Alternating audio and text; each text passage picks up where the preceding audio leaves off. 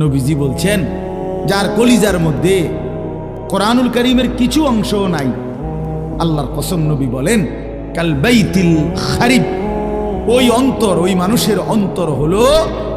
বিরান ঘরের মতো, বিরান বাড়ি,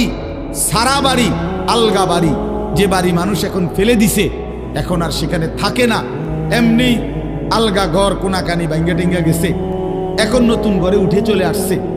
এটা আলগা ঘর পড়ে গেছে, পড়ে রইছে। এরকম বিরান ঘরে,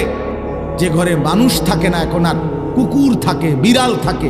সাপ থাকে, বিচ্ছু থাকে, কেঁচো থাকে, টিকটিকি থাকে, পিঁপড়া থাকে, ইত্যাদি ইত্যাদি, এরকম কুকুর, বিড়াল, সাপ, বিচ্ছুর ঘর এখন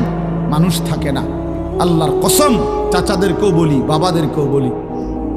বয়স্কদেরকেও বলি, যারা আল্লাহর কোরআন পড়তে পারেন না,